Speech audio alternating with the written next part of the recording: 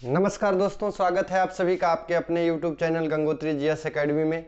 जैसा कि आप सभी बैकग्राउंड में देख रहे हैं, आज से हम लोग बीपीएससी 4.0 और जेटेट के लिए, है ना, जेटेट जो अभी होने वाला है उसके लिए भूगोल का एमसीक्यू शुरू करने वाले हैं। ठीक है, मोस्ट एक्सपेक्टेड जो एमसीक्यू है उसकी शुरुआत आज हम लोग करने वाले हैं और आशा करते हैं कि जिस प्रकार से आप लोग का सहयोग करेंट अफेयर्स में मिल रहा है उसी प्रकार का सहयोग इस सेशन को भी दिया जाएगा। और उससे पहले आप लोगों से गुजारिश है कि यदि आप इस चैनल पर नए हैं तो इस चैनल को सब्सक्राइब करें, लाइक करें, दोस्तों में शेयर करें, ताकि बेहतर से बेहतर, बेहतरीन से बेहतरीन सेशन आपको मिल सके। तो चलिए ज़्यादा समय न गंवाते हुए आज के सेशन की शुरुआत करते हैं। आज का पहला सवाल, ठीक है, देखिए, इसके अलावे भूगोल के अलावे भी आप लोग को अन्य जीएस का जो सब्जेक्ट है उसका भी सेशन लाने का मेरा प्रयास रहेगा। और इससे पहले आप लोग से एक गुजारिश और है और एक और इन्फॉर्मेशन आप लोग को देना है। क्या इन्फॉर्मेशन है उसको ध्यान से देखिए। यदि आप इस तरह के पीडीएफ चाहते हैं, ठीक है, यदि आप इस तरह के एमसीक्यू का पीडीएफ चाहते हैं तो प्ले स्टोर में, है ना, प्ले स्टोर में Gangotri GS academy, Gangotri GS academy का ऐप है, ठीक है, इसको आप डाउनलोड करें और इसमें जो है आपको ये पीडीएफ डाल देंगे। ठीक है, फ्री स्टडी मटेरियल जहाँ पे होता है, फ्री कंटेंट जहाँ पे होता है वहीं हम इसको डाल देंगे। ठीक है, तो याद रखिएगा, यदि आपको इस प्रकार का पीडीएफ चाहिए और ये जो क्लासेस है इसका पीडीएफ चाहिए तो आपको प्ले स्टोर से गंगोत्री जीएस एकेडमी का ऐप डाउनलोड करना पड़ेगा। हम इसको उसमें डाल देंगे। ठीक है, इसके अलावे आपको 7717758654 कोई भी समस्या हो पीडीएफ से संबंधित, ठीक है, क्लासेस से संबंधित, तो आप इस पर व्हाट्सएप कर सकते हैं। ठीक है, इस पर व्हाट्सएप कर सकते हैं, अपना नाम बता सकते हैं, ठीक है, और क्या समस्या है वो बता सकते हैं। हो सकता है इस पर कॉल करें तो कॉल नहीं लगेगा, ठीक है, लेकिन यदि आप व्हाट्सएप करते हैं, आप कौन है बताइएगा, तो तुरंत प्रभाव से आपका आंसर दे दिया जाएगा और जो भी दिक्कत परेशानी आपको है उसका हल तुरंत प्रस्तुत कर दिया जाएगा। तो आप प्ले स्टोर पे जाइए और प्ले स्टोर से गंगोत्री जीएस एकेडमी का ऐप डाउनलोड करिए और यहीं पे आपको ये सारा पीडीएफ मिल जाएगा। चलिए आज के सेशन की शुरुआत करते हैं। आज का पहला सवाल है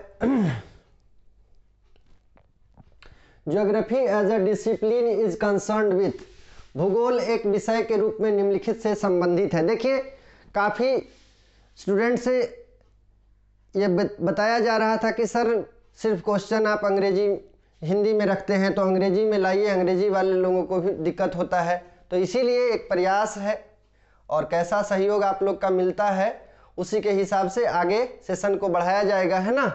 तो इसको हिंदी और अंग्रेजी दोनों में लाने का प्रयास किया गया है।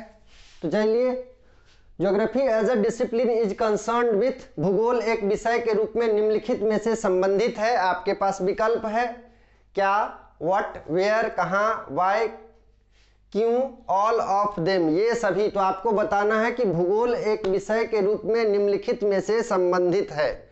भूगोल एक विषय के रूप में निम्नलिखित में से संबंधित है। तो इसका सही आंसर होगा ऑल ऑफ देम, ये सभी। ठीक है, इसका सही आंसर है ये सभी, क्योंकि भूगोल तो यही अध्ययन करता है ना। सबसे पहले मान लिया जाए कि हम पढ़ते हैं भूगोल में पृथ्वी के बारे में, पृथ्वी का अध्ययन है भूगोल, और भूगोल में पृथ्वी पर घटने वाली घटनाओं का अध्ययन किया जाता है। तो मान लिया जाए भूकंप के बारे में हम पढ़ रहे हैं कि भूकंप क्या है। सबसे पहले हम टॉपिक उठाते उसमें क्या पढ़ते हैं कि क्या है, ठीक है। तो भूकंप क्या है, तो भूकंप simply means vibration on earth surface, सभी जानते हैं, ठीक है। पृथ्वी पर विभिन्न कारणों से उत्पन्न कंपन है भूकंप। इसके अलावे कहाँ आता है ना, भूकंप कहाँ आता है, तो आपको पता है कि प्रशांत महासागर के चारों ओर का क्षेत्र, है ना, प्रशांत महासागर के चारों ओर का क्षेत्र, याद रखिएगा, जिसको प्रशांत अग्नि वलय बोलते हैं, सरकम पैसिफिक बेल्ट बोला जाता है, अग्नि वलय। यहाँ पे विश्व में सबसे ज़्यादा भूकंप आता है, विश्व का सबसे ज़्यादा ज्वालामुखी आता है, और आप जानते हैं जहाँ पे ज्वालामुखी आएगा वहाँ पे भूकंप आएगा ही आएगा। ठीक है, इसके अलावा क्यों आता है ये भी हम लोग पढ़ते हैं, क्यों आता है। तो आप सभी जानते हैं कि भूकंप की उत्पत्ति का सबसे मुख्य कारण आप बोल सकते हैं प्लेट टेक्टोनिक्स। ठीक है, प्लेट टेक्टोनिक्स। इसके अलावा धरातल के आंतरिक भाग में गैस की उत्पत्ति, जलवाष्प की उत्पत्ति, क्योंकि आपको पता है कि जब पृथ्वी पर वर्षा होती है तो विभिन्न छिद्रों एवं दरारों के माध्यम से वर्षा का जल धरातल के नीचे चला जाता है, और जैसे जैसे हम लोग धरातल के नीचे जाते हैं तापमान में वृद्धि होती है। और इस तापमान में वृद्धि का कारण क्या है, तो आप लोग सभी जानते होंगे कि रेडियो सक्रिय पदार्थों के टूटने के कारण। तो रेडियो सक्रिय पदार्थों के टूटने के कारण धरातल के आंतरिक भाग में उष्मा की उत्पत्ति होती है और तापमान में वृद्धि होती है। और जब यह जल, वर्षा का जल धरातल के नीचे चला जाता है तो गैस एवं जलवाष्प का रूप लेता है, और ये जलवाष्प जो है ऊपर आने का प्रयास करता है, भूपटल पर आने का प्रयास करता है। और जब भूपटल कमजोर होता है तो अंदर ही वो धक्का लगाता है, जिससे कंपन होता है, इसी को तो भूकंप कहते हैं। और यदि भूपटल मजबूत है, कमजोर है, तो उसको तोड़ करके बाहर निकलता है। ठीक है, तो इसको ज्वालामुखी कहते हैं। तो याद रखिएगा, भूगोल एक विषय के रूप में क्या, कहाँ और क्यों का अध्ययन करता है। ठीक है, तो सही आंसर क्या होगा, ऑल ऑफ देम, ये सभी। ठीक है, ऑल ऑफ देम, ये सभी। चलिए अगला सवाल हम लोग देखते हैं। दूसरा सवाल है कि which one of the following discipline attempts temporal study, निम्नलिखित में से कौन सा विषय कालिक अध्ययन का प्रयास करता है। ठीक है, आपको बताना है कि कौन सा विषय है जो कालिक अध्ययन का प्रयास करता है। आपके पास विकल्प है सोशियोलॉजी, समाजशास्त्र, जियोग्राफी, भूगोल, एंथ्रोपोलॉजी, नृविज्ञान, और लास्ट विकल्प है हिस्ट्री। तो इसका सही आंसर क्या होगा, हिस्ट्री। और जो लोग हिस्ट्री आंसर दिए हैं वो बिल्कुल सही है। हिस्ट्री क्या करता है, तो बीती हुई घटनाओं का अध्ययन करता है। आप सभी जानते हैं बीती हुई घटनाओं का अध्ययन करता है, बीती हुई घटनाओं का अध्ययन करता है। ठीक है, और ये जो बीती हुई घटनाएं हैं इससे हम लोग सीख लेते हैं कि आगे जो हम कार्य करेंगे वो पहले जो पूर्वज हमारे गलती किए हैं उस गलती को हम नहीं दोहराएंगे और उससे सीख कर आगे बढ़ेंगे। तो इतिहास क्या है, बीती हुई घटनाओं का अध्ययन है और यह कालिक अध्ययन करता है। इसके अलावा देखिए ज्योग्राफी की जहां तक बात करें, ठीक है, ज्योग्राफी, तो ज्योग्राफी जो है ये स्पेशियल अध्ययन करता है। ठीक है, स्पेशियल, स्थानिक अध्ययन करता है। ठीक है, इसके अलावा ज्योग्राफी जो है स्पेशियल के साथ साथ कालिक भी है ना, कालिक, टेम्पोरल भी अध्ययन करता है, टेम्पोरल भी अध्ययन करता है। लेकिन यहाँ पे सही आंसर क्या होगा, हिस्ट्री होगा। और हेरोडोटस के बारे में आप लोग जानते हैं, इतिहास के पिता कहे जाते हैं। हेरोडोटस को इतिहास का पिता कहा जाता है। और हेरोडोटस के द्वारा ऐसा बताया गया था कि भूगोल का जो अध्ययन है वह इतिहास के रूप में करना चाहिए, ऐतिहासिक परिप्रेक्ष्य के रूप में करना चाहिए, और भौगोलिक घटनाओं का अध्ययन जो है ऐतिहासिक परिप्रेक्ष्य में होना चाहिए। ये हेरोडोटस के द्वारा बताया भी गया था। तो यहाँ पे निम्नलिखित में से कौन सा विषय कालिक अध्ययन करता है, इसका सही आंसर होगा हिस्ट्री।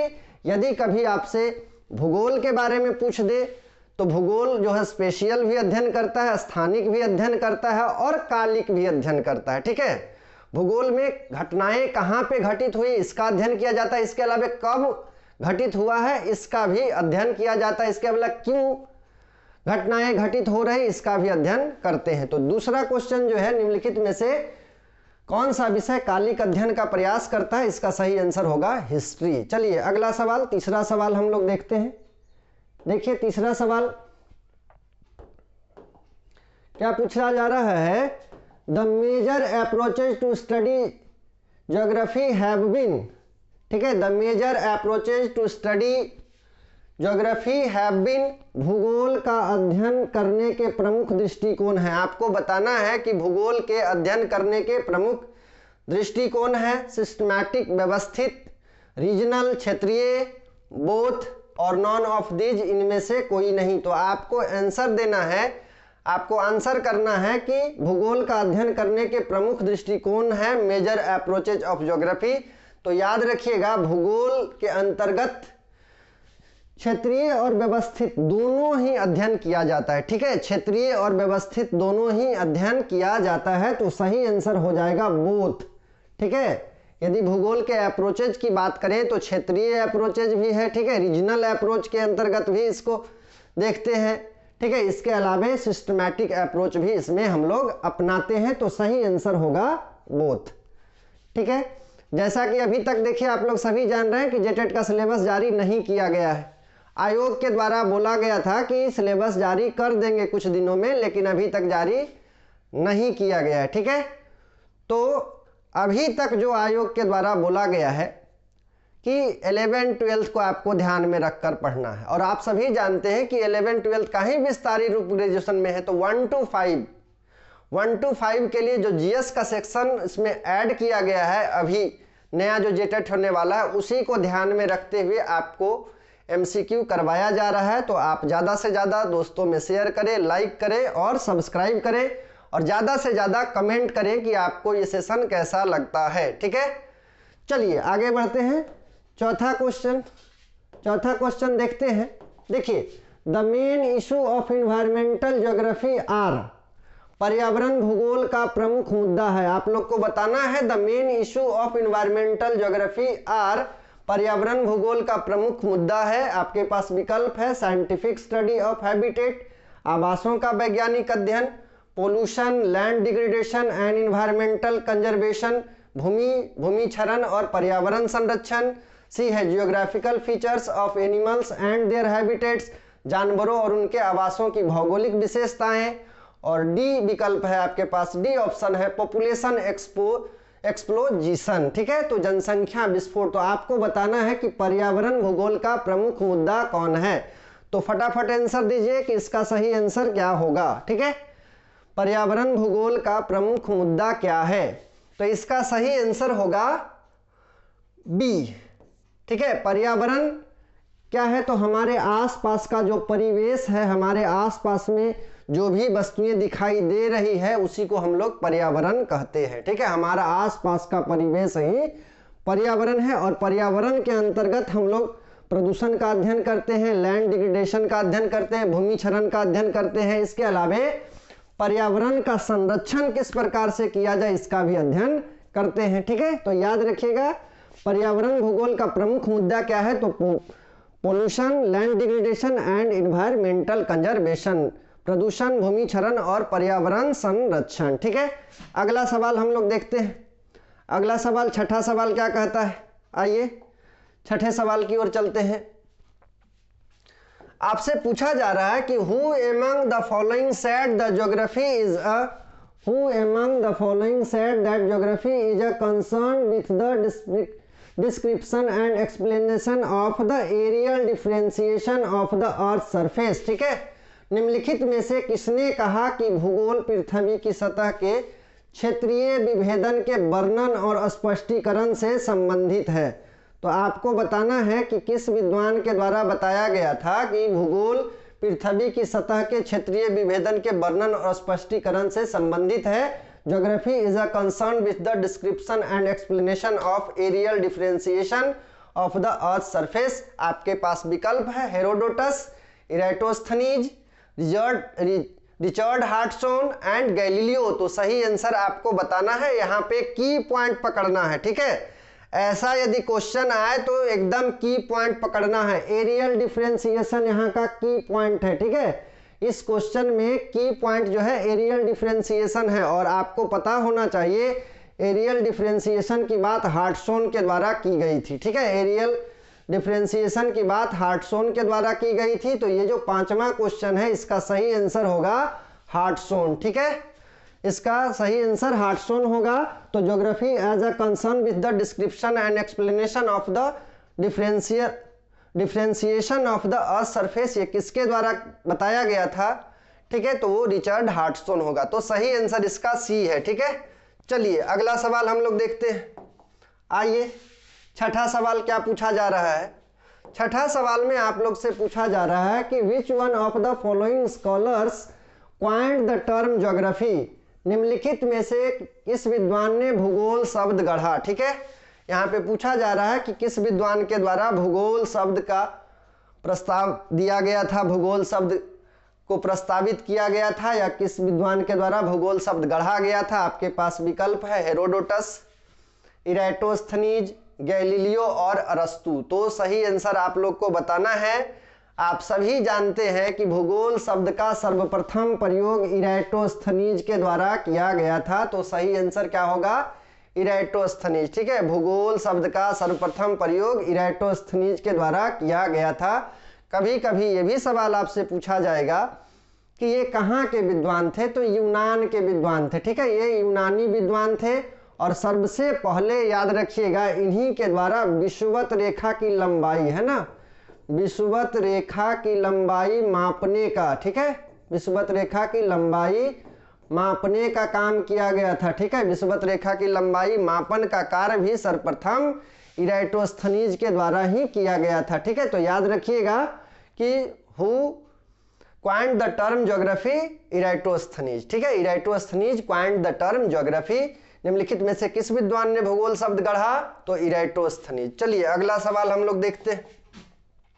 अगला सवाल 7वां क्वेश्चन में पूछा जा रहा है। ठीक है, 7वां क्वेश्चन क्या बोल रहा है?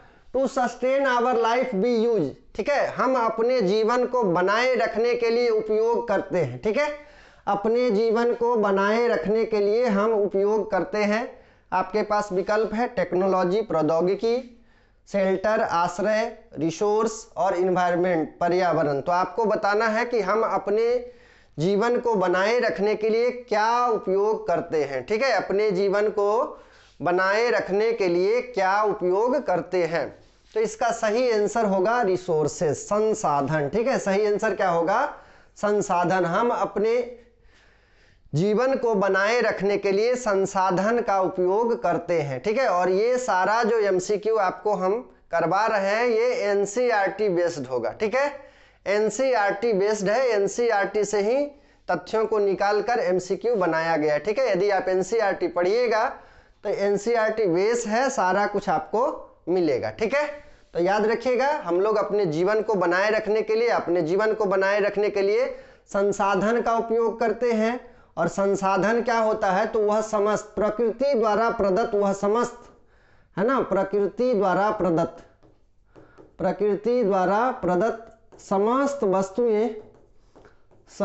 वस्तुएं जो मानवीय आवश्यकताओं को पूरा करती है, जो मानवीय आवश्यकताओं को पूरा करती है, आवश्यकताओं को पूरा करती है, क्या कहलाती है? संसाधन कहलाती है। ठीक है, और एकरमैन के द्वारा बताया गया था, एकरमैन के द्वारा बताया गया था कि संसाधन होते नहीं, बनाए जाते हैं। Resources are not, they become. मानव अपने बुद्धि विवेक से प्रकृति में व्याप्त कोई भी पदार्थ है या कोई भी वस्तु है उसको संसाधन में परिणत कर सकता है। ठीक है, तो हम अपने जीवन को बनाए रखने के लिए संसाधन का उपयोग करते हैं। ठीक है, सही आंसर क्या होगा? सी।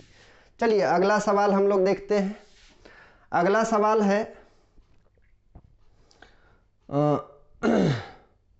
8 नंबर क्वेश्चन।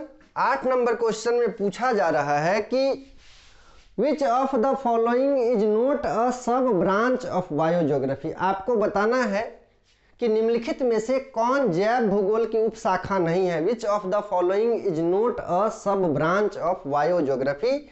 आपके पास विकल्प हैं जू ज्योग्राफी, प्राणी भूगोल, प्लांट ज्योग्राफी, पादप भूगोल, इन्वायरमेंटल ज्योग्राफी, पर्यावरण भूगोल और क्लाइमेट ज्योग्राफी, जलवायु भूगोल। तो फटाफट आंसर दीजिए दोस्तों, क्या इसका सही आंसर होगा? ठीक है, तो इसका सही आंसर होगा क्लाइमेट ज्योग्राफी। ठीक है, इसका सही आंसर है क्लाइमेट ज्योग्राफी। निम्नलिखित में से यहाँ पे जो दिया गया है, पूछा जा रहा है कि कौन सा पर्यावरण की उपशाखा नहीं है। तो पर्यावरण के अंतर्गत जो है ठीक है। बायोज्योग्राफी जैव भूगोल की शाखा नहीं है, ठीक है। तो जैव भूगोल की जहां तक बात करें, भौतिक भूगोल का एक ब्रांचेज है जैव भूगोल, आप लोग सभी जानते होंगे, क्योंकि भौतिक भूगोल में हम लोग क्या पढ़ते हैं, तो जियोमॉर्फोलॉजी पढ़ते हैं, क्लाइमेटोलॉजी पढ़ते हैं, इसके अलावा ओशियनोग्राफी और बायोज्योग्राफी, ठीक है। तो इसमें जैव भूगोल में प्राणी भूगोल भी आता है, ठीक है। एनिमल किंगडम के बारे में पढ़ते हैं, प्लांट किंगडम के बारे में पढ़ते हैं, इसके अलावा इन्वायरमेंट के बारे में, आसपास जो भी प्लांट है, आसपास जो भी जीव जंतु हैं, इसके बारे में तो बायोज्योग्राफी में पढ़ा ही जाता है। तो इसका सही आंसर क्या होगा, जलवायु भूगोल। तो निम्नलिखित में से कौन सा जैव भूगोल की उपशाखा नहीं है, तो सही आंसर होगा जलवायु भूगोल। चलिए अगला सवाल हम लोग देखते हैं। अगला सवाल 9 नंबर क्वेश्चन क्या पूछा गया है, तो देखिए, the regional approach was developed by, आपको बताना है कि प्रादेशिक अवधारणा जो है या प्रादेशिक दृष्टिकोण जो है उसका विकास किसके द्वारा किया गया था। The regional approach was developed by, क्षेत्रीय दृष्टिकोण का विकास किसके द्वारा किया गया था। आपके पास ऑप्शन है अलेक्जेंडर वान हम्बोल्ट, कार्ल रिटर, टॉलमी और इब्न बतूता। तो आपको बताना है कि क्षेत्रीय भूगोल है ना, या क्षेत्रीय दृष्टिकोण का विकास किसके द्वारा किया गया था। तो इसका सही आंसर होगा कार्ल रिटर, सही आंसर होगा कार्ल रिटर, ठीक है। आधुनिक भूगोल का पिता आप लोग सभी जानते होंगे, आधुनिक भूगोल का पिता, आधुनिक भूगोल का पिता या जनक या संस्थापक, ये हम्बोल्ट और रीटर है। हम्बोल्ट और रीटर दोनों को माना जाता है, हम्बोल्ट और रीटर को माना जाता है। हम्बोल्ट जो है क्रमबद्ध भूगोल में अपना योगदान देते हैं, क्रमबद्ध भूगोल का विकास करते हैं, और रीटर जो है प्रादेशिक भूगोल का विकास करते हैं, ठीक है। प्रादेशिक भूगोल याद रखिएगा।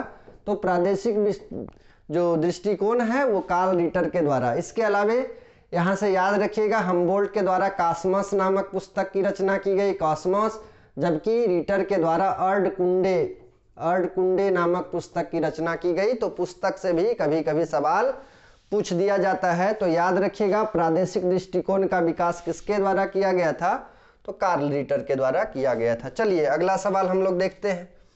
10 नंबर क्वेश्चन, आइए 10 नंबर क्वेश्चन में क्या पूछा गया है, देखिए, व्यवस्थित भूगोल का विकास किसने किया। इसका आंसर अभी हम आपको बता चुके हैं, इसका जो है अभी आंसर आपको बता चुके हैं। हु डेवलप्ड सिस्टमैटिक ज्योग्राफी, व्यवस्थित भूगोल का विकास किसने किया। तो इसका सही आंसर क्या होगा, हम्बोल्ट होगा। अभी इस क्वेश्चन को हम लोग कर लिए हैं, ठीक है। अभी इसके बारे में बताए थे, हम्बोल्ट जो है व्यवस्थित भूगोल या क्रमबद्ध भूगोल, इसके अलावा याद रखिएगा कार्ल रीटर प्रादेशिक भूगोल, ठीक है। क्या आप लोग रीजन जानते हैं, रीजन क्या होता है, रीजन प्रदेश, तो याद रखिएगा, पृथ्वी पर स्थित वैसा भूभाग, पृथ्वी पर स्थित वैसा भूभाग जिसमें समानता,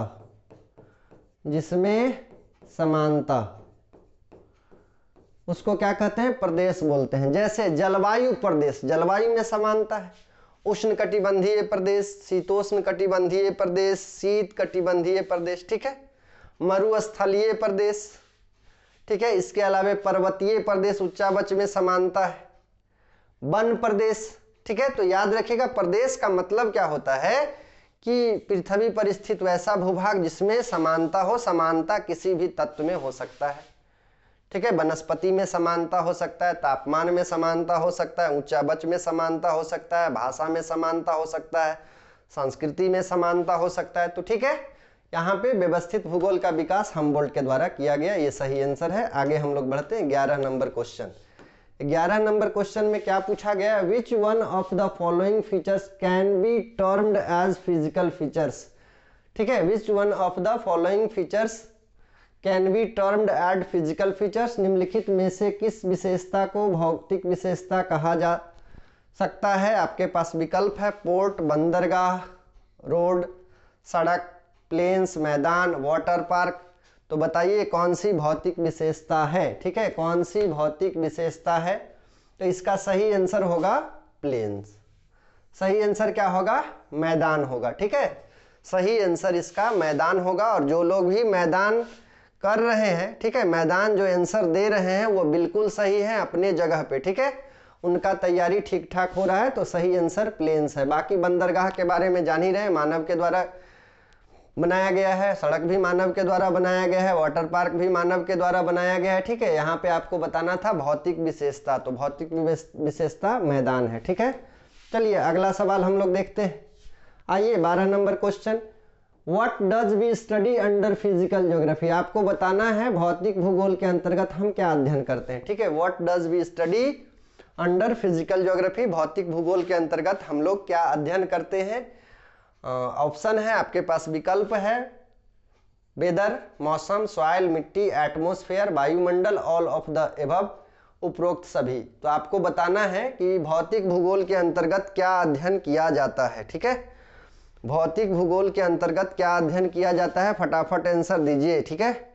भौतिक भूगोल के अंतर्गत हम क्या अध्ययन करते हैं। तो देखिए भौतिक भूगोल की जहाँ तक बात करें तो मौसम का भी अध्ययन किया जाता है, मिट्टी का भी अध्ययन किया जाता है, ठीक है। इसके अलावा वायुमंडल का भी अध्ययन किया जाता है। सॉइल अध्ययन कहाँ करते हैं, तो सॉइल याद रखिएगा ये बायो ज्योग्राफी में हम लोग अध्ययन करते हैं, बायो ज्योग्राफी, और ये फिजिकल ज्योग्राफी के अंतर्गत आता है। वेदर और वायुमंडल ये याद रखिएगा क्लाइमेटोलॉजी में पढ़ते हैं, ठीक है। तो ये सभी का अध्ययन, ठीक है, भौतिक भूगोल के अंतर्गत किया जाता है, ठीक है। भौतिक भूगोल के अंतर्गत मौसम का भी, सॉइल का भी, वायुमंडल का भी, ये सभी का अध्ययन भौतिक भूगोल के अंतर्गत किया जाता है। चलिए अगला क्वेश्चन हम लोग देखते हैं। अगला क्वेश्चन 13 नंबर क्वेश्चन क्या कहता है, देखिए विच one of the following is the concern of geography, ठीक है। निम्नलिखित में से कौन सा भूगोल का विषय है, आपको बताना है निम्नलिखित में से कौन सा भूगोल का विषय है। Which one of the following is the concern of geography, to find relationship between two countries, दो देशों के बीच संबंध खोजना, पहला ऑप्शन। दूसरा ऑप्शन है to find relationship between two parties, दो पक्षों के बीच संबंध खोजना। To find relationship between any two phenomena, किन्हीं दो घटनाओं के बीच संबंध खोजना, और नन ऑफ दीज, इनमें से कोई नहीं। तो आप बताइए कि भूगोल निम्नलिखित में से कौन सा भूगोल का विषय है। भूगोल विषय के अंतर्गत हम लोग क्या पढ़ते हैं, ठीक है। भूगोल विषय के अंतर्गत हम लोग क्या पढ़ते हैं, तो इसका सही आंसर होगा to find relationship between any two phenomena, किन्हीं दो घटनाओं के बीच संबंध खोजना। आप सभी जानते हैं कि बदलाव जो है प्रकृति का नियम है, और जब से पृथ्वी बनी है तब से पृथ्वी पर लगातार परिवर्तन होता रहा है, और इन्हीं परिवर्तनशील पृथ्वी का अध्ययन और परिवर्तनशील घटनाओं का अध्ययन भूगोल के अंतर्गत किया जाता है। तो सही आंसर क्या होगा, किन्हीं दो घटनाओं के बीच संबंध खोजना। चलिए अगला सवाल हम लोग देखते हैं। 14 नंबर क्वेश्चन, 14 नंबर क्वेश्चन देखिए, physical geography deals with the, भौतिक भूगोल किससे संबंधित है, ठीक है। Physical geography deals with the, भौतिक भूगोल किससे संबंधित है, स्टडी ऑफ सेटलमेंट्स, बस्तियों का अध्ययन, स्टडी ऑफ कल्चर, संस्कृति का अध्ययन, स्टडी ऑफ सॉइल, और स्टडी ऑफ ह्यूमन्स। तो आपको बताना है कि भौतिक भूगोल किससे संबंधित है। तो इसका सही आंसर क्या होना चाहिए, देखिए बस्तियों का अध्ययन, संस्कृति का अध्ययन, मिट्टी का अध्ययन, मनुष्य का अध्ययन। सही आंसर होगा स्टडी ऑफ सॉइल्स, ठीक है, मिट्टी का अध्ययन। यहां पर सही क्या होगा, मिट्टी का अध्ययन। तो याद रखिएगा, एक बात याद रखना है आप सभी को, ठीक है। क्या याद रखना है, कितना भी पढ़ के जाएं, कितना भी रट के जाएं, कुछ सवाल ऐसा होगा कि आपको एग्जाम हॉल में ही उसका आंसर खुद से गढ़ना होगा, क्योंकि वही ऑप्शन सही होगा जो उस सवाल के अंतर्गत दिया गया है। कितना भी आपको कोई टीचर ऑप्शन दे दे, कुछ क्वेश्चन को अपने बुद्धि विवेक पर आपको सही करना होगा, ये बात याद रखिएगा। और एक बात और याद रखिएगा कि जो है स्टूडेंट का यही क्वेरी रहता है, ठीक है, पूछा जाता है उन लोग से, क्वेरी रहता है कि सर याद नहीं रहता है। तो यदि आप रटिएगा तो कभी याद नहीं होगा। हम लोग को क्या किया जाता है, रटाया जाता है। बचपन को छोड़ करके बाद में जब से हम 1, 2, 3 जो भी क्लासेस में जाते हैं वहां पे चीजों को रटाया जाता है, ठीक है। और बचपन में हम लोग को सिखाया जाता है, जो हम लोग को सिखाया गया है वो हम कभी नहीं भूलते। जो रटाया जाएगा वो आज न कल आप भूलिएगा, या तो हम हो या तो आप हो या कोई एनीबॉडी, कोई भी हो। रटेगा वो जरूर भूलेगा, सीखेगा नहीं भूलेगा। इसीलिए कॉन्सेप्चुअल चीज़ों पर ज़्यादा ध्यान दीजिए, आप सीखने का प्रयास करिए। एक बार जब सीख जाइएगा तो कभी आपको दिक्कत नहीं होने वाला है, ठीक है। कोई भी देखते हैं, कुछ लोगों को देखिएगा कि कोई भी क्वेश्चन उनके पास देते हैं या कोई भी एग्जाम में बैठते हैं तो उनका एग्जाम निकल जाता है। कारण क्या है, ठीक है। इसका कारण क्या है, कारण यही है कि वो उस लेवल तक पहुंच गए हैं जहां तक उनका दिमाग उतना विकसित हो चुका है कि वो हाँ जो आसपास की का जो विकल्प है उससे सही विकल्प वो चुन लेते हैं। तो याद रखिएगा, आपको सीखना है और उसी विकल्प में से सही आंसर खोजना है जो सत्यता के ज़्यादा करीब होगा। तो यहाँ पे मिट्टी का अध्ययन सही है, ठीक है। अगला सवाल हम लोग देखते हैं, 15 नंबर क्वेश्चन क्या पूछा गया है। Which of the following is not studies under population geography. आपको बताना है कि निम्नलिखित में से किसका अध्ययन जनसंख्या भूगोल के अंतर्गत नहीं किया जाता है, ठीक है। Which of the following is not studies under population geography, निम्नलिखित में से किसका अध्ययन जनसंख्या भूगोल के अंतर्गत नहीं किया जाता है। आपके पास विकल्प है सेक्स रेशियो, लिंगानुपात, पोल्यूशन प्रदूषण, माइग्रेशन प्रवासन और पॉपुलेशन जनसंख्या। तो बताइए सही आंसर क्या होगा, ठीक है। किसका अध्ययन जनसंख्या भूगोल के अंतर्गत नहीं किया जाता है। तो इन सारे विकल्प में से सबसे बेस्ट विकल्प क्या होगा, पोल्यूशन, ठीक है। पोल्यूशन इसका सही आंसर होगा पोल्यूशन। प्रदूषण का अध्ययन हम लोग पर्यावरण में करते हैं, ठीक है। जनसंख्या भूगोल में लिंगानुपात का अध्ययन करते हैं, प्रवासन का अध्ययन करते हैं, माइग्रेशन का अध्ययन करते हैं और पॉपुलेशन का अध्ययन करते हैं, ठीक है। यहाँ पे सही आंसर क्या होगा, प्रदूषण। चलिए अगला सवाल हम लोग देखते हैं। अगला सवाल 16 नंबर क्वेश्चन क्या पूछा गया है। Soil are formed by the process of, ठीक है। Soil are formed by the process of, मिट्टी का निर्माण निम्नलिखित प्रक्रिया से होता है, ठीक है। Soil are formed by the process of, मिट्टी का निर्माण निम्नलिखित प्रक्रिया से होता है। विकल्प है सॉइल सिंथेसिस, मृदा संश्लेषण, मृदा संश्लेषण, पेडोजेनेसिस, ठीक है, पेडोजेनेसिस, फोटोसिंथेसिस, प्रकाश संश्लेषण और रेडियोजेनेसिस, रेडियो उत्पत्ति। तो सही विकल्प आप लोग को बताना है, सही आंसर इसका क्या होगा। तो इसका सही आंसर होगा पेडोजेनेसिस, ठीक है। सही आंसर है पेडोजेनेसिस, ठीक है, पेडोजेनेसिस, ठीक है। और सॉइल का अध्ययन जो है पेडोलॉजी के अंतर्गत किया जाता है, ठीक है। पेडोलॉजी याद रखिएगा, पेडोलॉजी के अंतर्गत मिट्टी का अध्ययन करते हैं, इसको मृदा विज्ञान भी कहा जाता है। जबकि मिट्टी बनने की प्रक्रिया जो है, पेडॉन बनने की जो प्रक्रिया है उसको क्या कहते हैं, पेडोजेनेसिस। तो आपसे मिट्टी के निर्माण की प्रक्रिया पूछा गया था तो पेडोजेनेसिस होगा, ठीक है। चलिए अगला सवाल हम लोग देखते हैं, 17 नंबर क्वेश्चन। 17 नंबर क्वेश्चन में आपसे पूछा गया है कि geo informatics comprises techniques such as, geoinformatics comprising techniques such as, भू सूचना विज्ञान में निम्नलिखित तकनीकें शामिल है, ठीक है। तो आपको बताना है कि भू सूचना विज्ञान में कौन कौन सी तकनीकें शामिल होती है।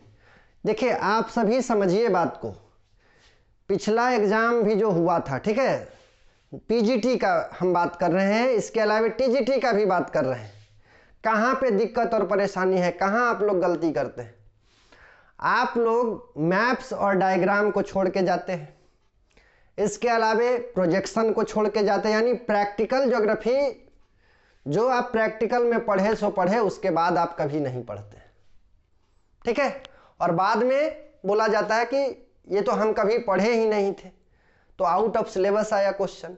तो याद रखिएगा कि प्रैक्टिकल ज्योग्राफी भी भूगोल का पार्ट है, उसको भी आपको ध्यान में रखना है। रिमोट सेंसिंग, जीपीएस, जीआईएस, ये सभी को भी आपको एक नज़र देखना चाहिए, यहाँ से भी सवालें हो सकता है, ठीक है। आइए, तो भू सूचना विज्ञान में निम्नलिखित तकनीकें शामिल है। आपके पास विकल्प है remote sensing, GIS, GPS, remote sensing, GIS, GPS, computer cartography, ठीक है, क्वालिटेटिव टेक्निक्स, गुणात्मक तकनीक और क्वांटिटेटिव टेक्निक्स, मात्रात्मक तकनीक। तो सही आंसर आपको बताना है कि भू सूचना विज्ञान में निम्नलिखित तकनीकें शामिल है। सही आंसर होगा इसका A. Remote sensing, GIS, GPS. Remote sensing किसी वस्तु को बिना छुए, है ना, किसी वस्तु को बिना छुए उसके बारे में जानकारी प्राप्त करने की जो तकनीक है उसी को रिमोट सेंसिंग बोलते हैं। सामान्य तौर पर आम तौर पर बोलचाल की भाषा में बोले, आपका जो आंख है वो रिमोट सेंसिंग का काम करता है। आप किसी भी वस्तु को देख करके उसके बारे में जानकारी हासिल करते हैं। अब जो काम मानव का आंख कर रहा है वही काम जो है कैमरा करता है। रिमोट सेंसिंग के अंतर्गत सैटेलाइट में कैमरा लगाया जाता है, वो हमको पिक्चर भेजता है, उसके इंटरप्रिटेशन के बाद हम लोग चीज़ों के बारे में व्याख्या देते हैं, विद्वानों के द्वारा व्याख्या किया जाता है। ठीक है, याद रखिएगा। तो रिमोट सेंसिंग। इसके अलावा जीआईएस है, जियोग्राफिकल इंफॉर्मेशन सिस्टम, कभी कभी इसका फुल फॉर्म भी पूछ दिया जाता है, जीआईएस।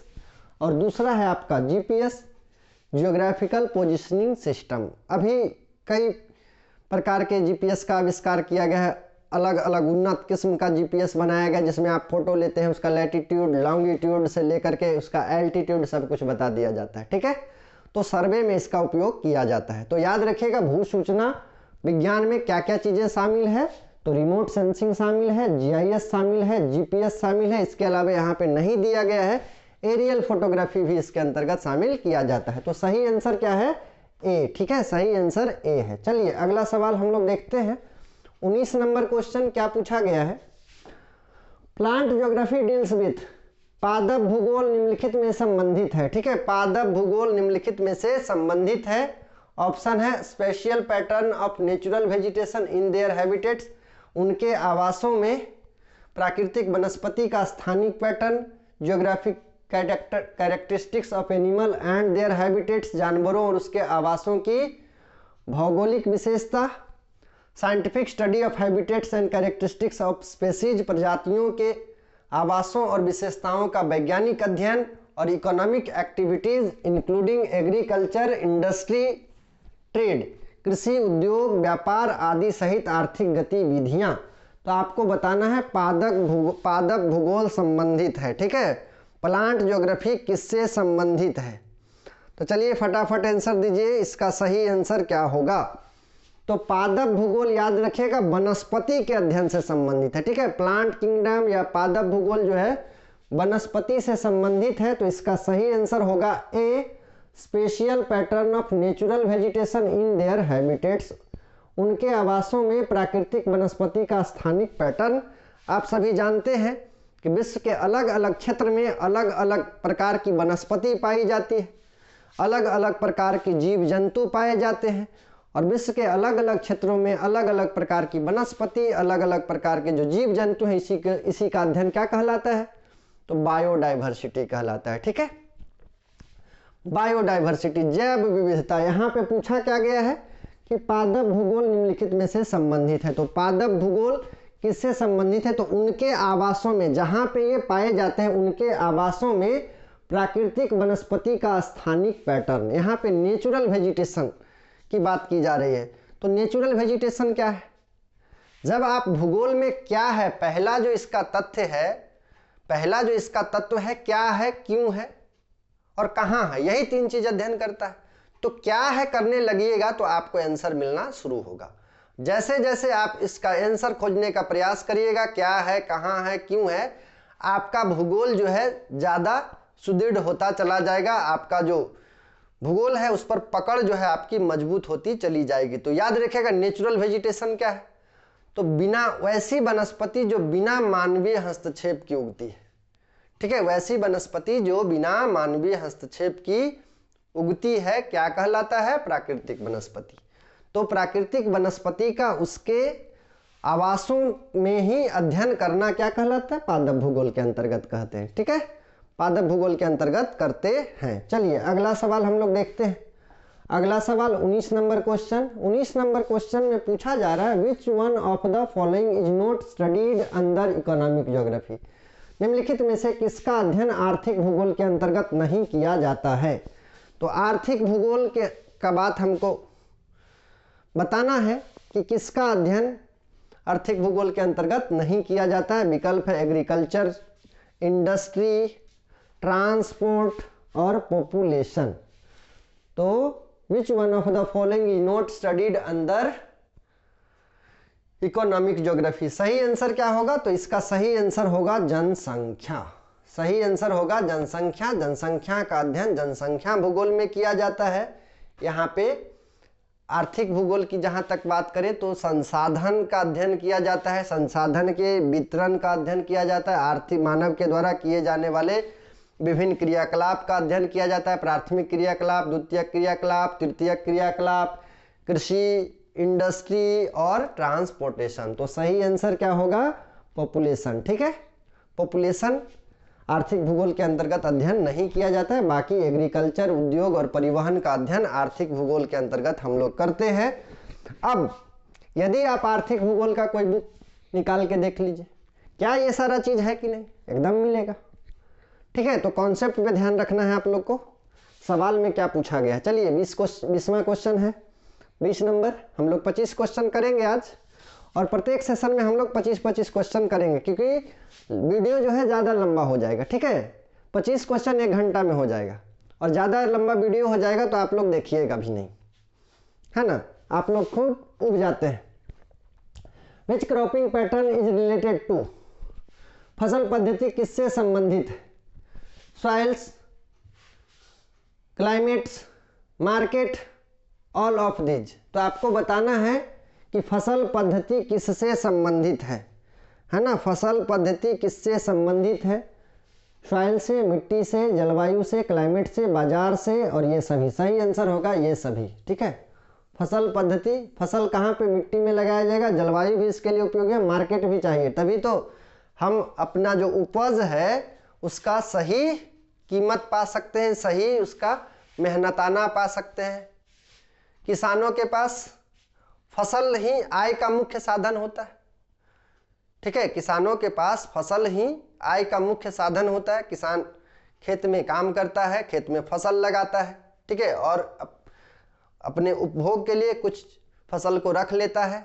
ठीक है, साल भर को खाने के लिए। उसके बाद जो भी बचता है, अधिशेष जो होता है, उसको बाजार में बेचता है, जिससे उसको मुद्रा की प्राप्ति होती है, और वो अपना उससे विकास करता है, आगे अपने बाल बच्चे को पढ़ाता है, या जो है आगे और जो फसल लगाना है उसमें वो इनपुट के रूप में उसको लगाता है। ठीक है, बीज, खाद, उर्वरक, सिंचाई इत्यादि का काम उसी धन की प्राप्ति से वो करता है। तो याद रखेगा, फसल पद्धति किससे संबंधित है? मिट्टी, क्लाइमेट, मार्केट, ये सभी।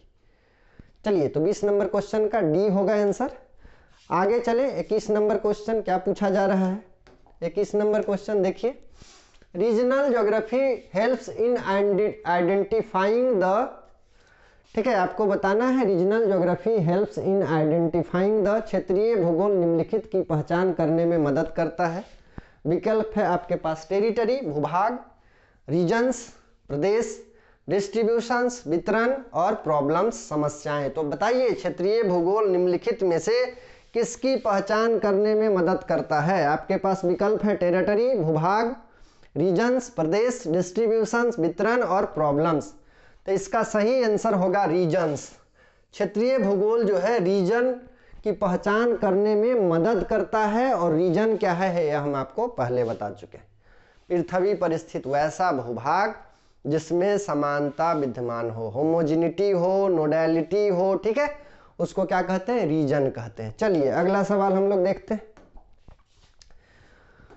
22 number question, which elements is not related to physical geography? कौन सा तत्व भौतिक भूगोल से संबंधित नहीं है? 22 नंबर क्वेश्चन में पूछा गया है कि कौन सा तत्व भौतिक भूगोल से संबंधित नहीं है। ह्यूमन एक्टिविटी, मानवीय क्रियाएं, वेजिटेशन, वनस्पति, फिजिक्स, भौतिकी और जलवायु। तो चलिए बताना है आप लोग को कि कौन सा तत्व भौतिक भूगोल से संबंधित नहीं है। कौन सा तत्व भौतिक भूगोल से संबंधित नहीं है? चलिए बताइए क्या होगा? भौतिक भूगोल से संबंधित नहीं है। चलिए सही आंसर होगा ह्यूमन एक्टिविटी। सही आंसर होगा ह्यूमन एक्टिविटी।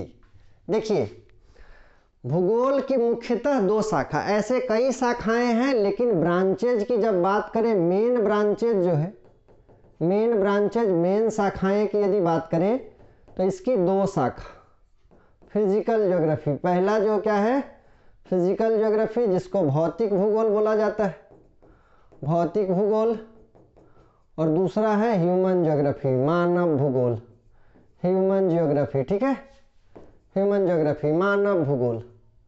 भौतिक भूगोल पृथ्वी पर पाए जाने वाले भौतिक परिदृश्य का, भौतिक वातावरण का, भौतिक स्थल रूप का अध्ययन करता है, पर्वत, पठार, मैदान, झील, झरना, नदी, नाला, ये सभी का अध्ययन भौतिक भूगोल करता है।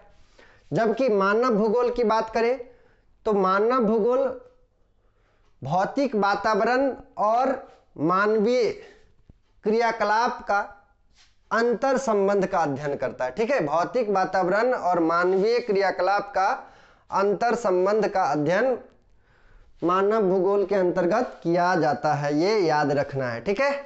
किस प्रकार से मानव अपने भौतिक पर्यावरण को प्रभावित करता है और भौतिक पर्यावरण से प्रभावित होता है, इसका अध्ययन मानव भूगोल करता है।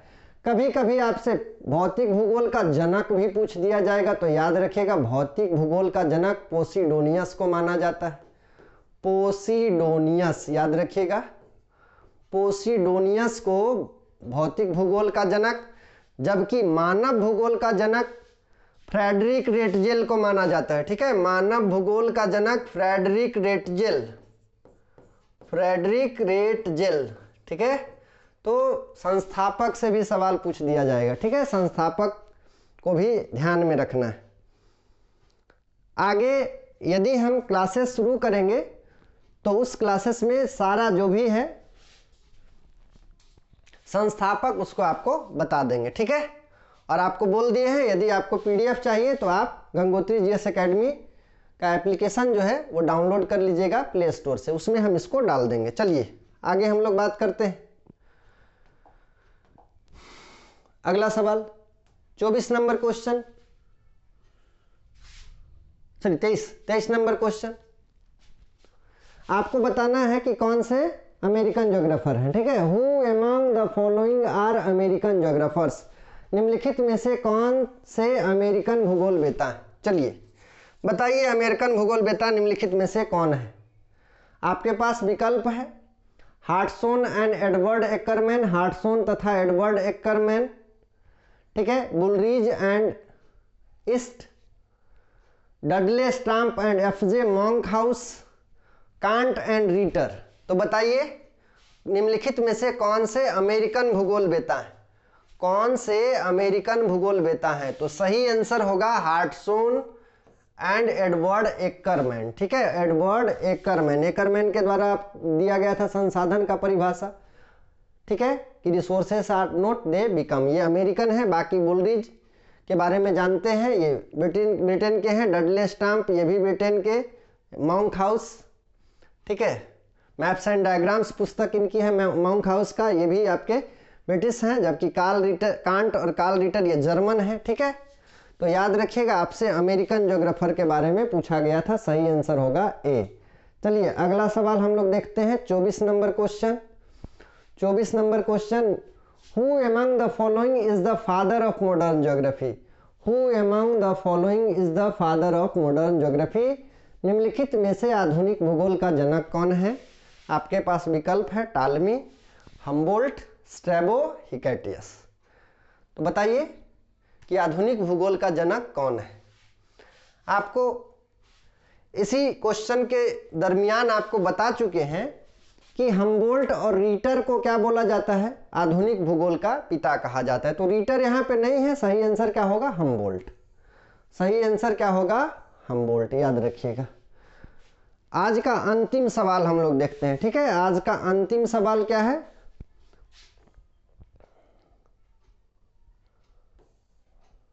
ना, आज का अंतिम सवाल देखिए 25 नंबर क्वेश्चन। नेक्स्ट सेशन में हम लोग 25 क्वेश्चन करेंगे, ठीक है। 25 क्वेश्चन का ही सेशन हम लोग रखेंगे, क्योंकि वीडियो 1 घंटे से ज़्यादा होगा, ज़्यादा वीडियो होगा, आप टेंशन में आइएगा, ठीक है।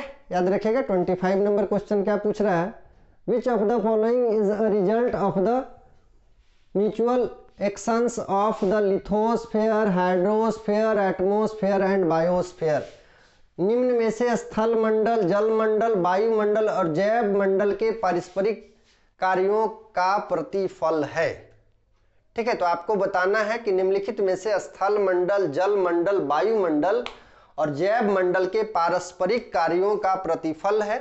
आपके पास विकल्प है बायोलॉजिकल इन्वायरमेंट, जैविक वातावरण, कल्चरल इन्वायरमेंट, सांस्कृतिक वातावरण, नेचुरल इन्वायरमेंट, प्राकृतिक वातावरण, सोशल इन्वायरमेंट, सामाजिक वातावरण। तो आपको बताना है स्थल मंडल, जल मंडल, वायुमंडल और जैव मंडल का पारस्परिक कार्यों का प्रतिफल कौन सा है। ठीक है, तो इसका सही आंसर क्या होगा, देखिए, तो सही आंसर होगा प्राकृतिक वातावरण। प्राकृतिक वातावरण में ये सभी चीजें विद्यमान है। ठीक है, लिथोस्फेयर, ठीक है, एटमॉस्फेयर, वायुमंडल भी है, स्थल मंडल भी है, वायुमंडल भी है। इसके अलावे स्थल मंडल, वायुमंडल, जल मंडल भी है, जल का भाग। ठीक है, इसके अलावे जहां पे तीनों मिलता है, ठीक है, जहां पे लिथोस्फेयर, एटमॉस्फेयर और हाइड्रोस्फेयर मिलता है, इस तीनों का जो संक्रमण क्षेत्र होता है उसी को बोलते हैं बायोस्फीयर। तो ये सभी जो है प्राकृतिक वातावरण के अंतर्गत शामिल है। तो स्थल मंडल, जल मंडल, वायुमंडल और जैव मंडल के पारस्परिक कार्यों का प्रतिफल क्या है, तो नेचुरल इन्वायरमेंट, प्राकृतिक वातावरण। ठीक है, तो चलिए आज के सेशन को हम समाप्त करते हैं।